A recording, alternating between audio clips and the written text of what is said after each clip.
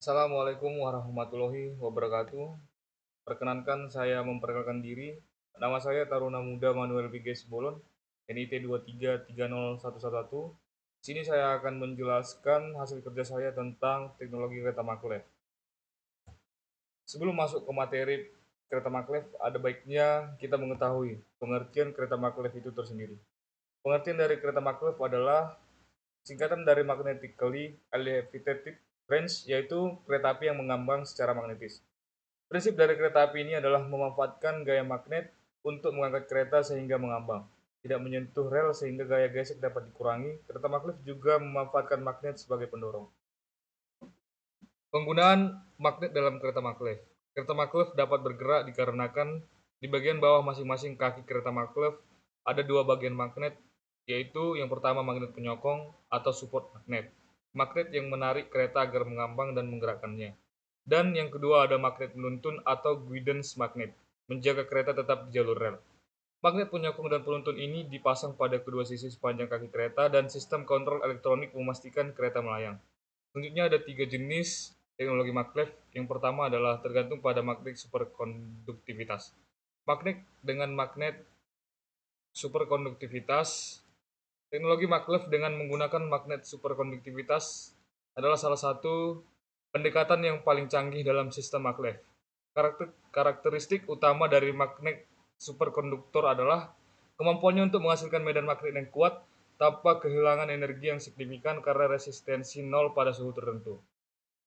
Keuntungannya adalah kecepatan yang tinggi dan efisiensi energi yang tinggi karena minimnya gesekan. Yang kedua adalah kemampuan untuk mengangkat beban yang lebih berat. Yang ketiga adalah kekurangan resistansi membuat sistem lebih efisien dalam hal konsumsi energi. Dan yang kedua adalah maglev dengan elektromagnetik terkontrol. Teknologi maglev dengan elektromagnetik terkontrol menggunakan elektromagnetik yang dapat diatur secara presisi untuk mengatur gaya levitasi dan propulsi kendaraan maglev. Keuntungannya adalah sebagai berikut. Yang pertama adalah fleksibilitas dalam mengatur kecepatan dan ketinggian kendaraan. Yang kedua adalah kemampuan untuk mengatasi variasi beban dan kondisi jalan. Yang ketiga adalah relatif lebih sederhana dalam hal teknologi magnet dibandingkan dengan superkonduktor. Dan yang terakhir adalah teknologi maglev menggunakan magnet permanen atau Indutrack. Teknologi maglev menggunakan magnet permanen seperti yang diimplementasikan dalam sistem Indutrack, menggunakan medan magnet permanen untuk levitasi dan propulsi kendaraan. Keuntungannya adalah sederhana dalam desain dan operasi, tidak memerlukan daya eksternal untuk menghasilkan medan magnet, tidak memerlukan pasokan daya terus-menerus, biaya operasional yang rendah karena tidak perlu sistem pendingin atau pengontrol daya yang rumit. Selanjutnya dapat dilihat gambar dari tiga jenis teknologi maglev. Sistem maglev. Sistem maglev yang berbeda mencapai levitasi dengan cara yang berbeda, yang secara umum terbagi dalam dua kategori. Yang pertama adalah suspensi elektromagnetik atau EMS dan suspensi elektrodinamik EDS. Suspensi elektrodinamik atau EDS. Dalam suspensi elektrodinamik EDS, baik jalur maupun kereta mengerahkan medan magnet dan kereta melayang karena gaya tolak-menolak dan gaya tarik-menarik antara medan magnet ini. Biasanya suspensi elektrodinamik terdapat di Jepang. Suspensi EDS maglev di Jepang ditenagai oleh medan magnet yang diinduksi pada kedua sisi kereta melalui magnet superkonduktor kendaraan. Keuntungan utama dari sistem maglev EDS adalah stabil secara dinamis. Perubahan pada jarak antar lintasan dan magnet menciptakan gaya yang kuat untuk mengembalikan sistem ke posisi semula. Selain itu, gaya tarik-menarik bervariasi dalam cara yang berlawanan, memberikan efek penyesuaian yang sama, tidak diperlukan kontrol umpan balik yang aktif. Kelemahan dari sistem EDS ini yang pertama kecepatannya lambat, arus yang diinduksi dalam kumparan ini dan flux magnet yang dihasilkan tidak cukup besar untuk membuat kereta melayang. Oleh karena itu, kereta harus mempunyai roda atau roda pendaratan untuk menopang kereta hingga mencapai kecepatan yang cukup untuk melayang. Mari kita sama-sama menyaksikan video cara kerja kereta maglev.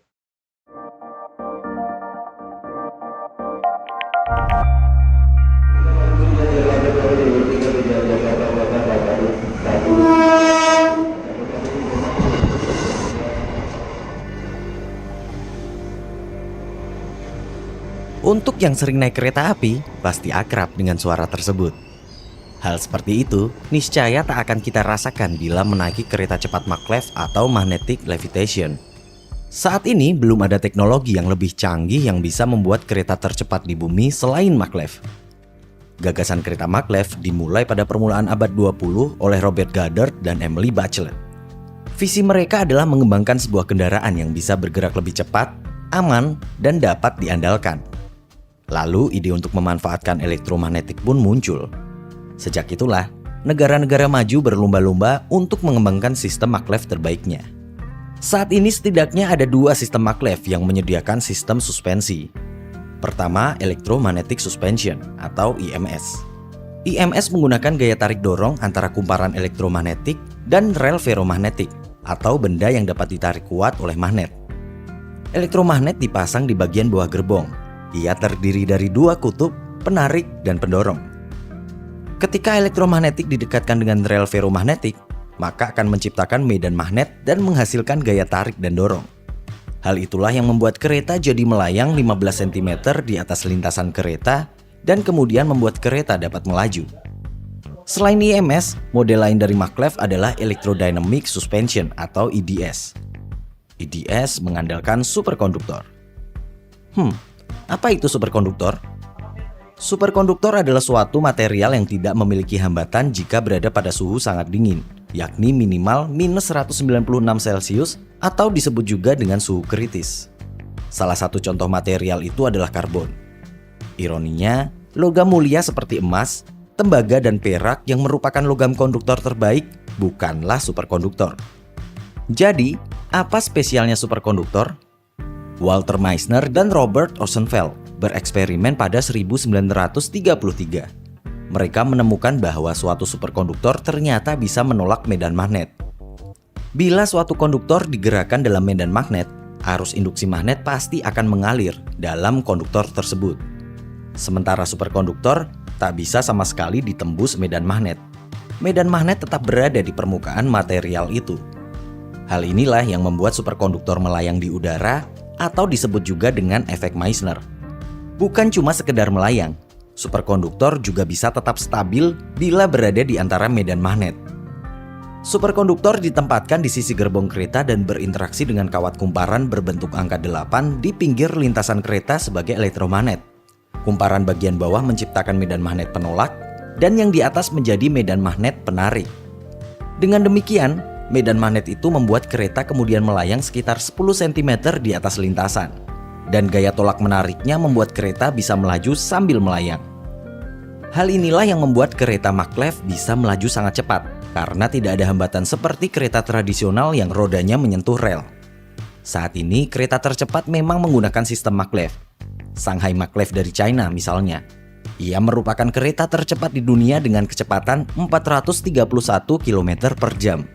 Sebagai gambaran, bila kita naik kereta komuter lain dari stasiun Depok Baru sampai stasiun Bogor, memakan waktu 33 menit. Maka dengan kereta Shanghai Maglev, kita cuma perlu waktu sekitar 7 menit saja.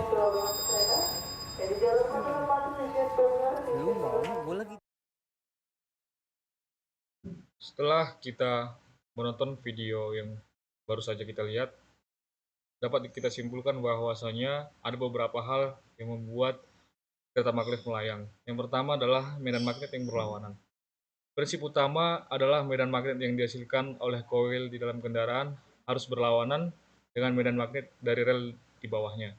Ini menciptakan gaya dorong magnetik yang mengangkat kendaraan maglev dari permukaan rel. Yang kedua adalah prinsip levitasi.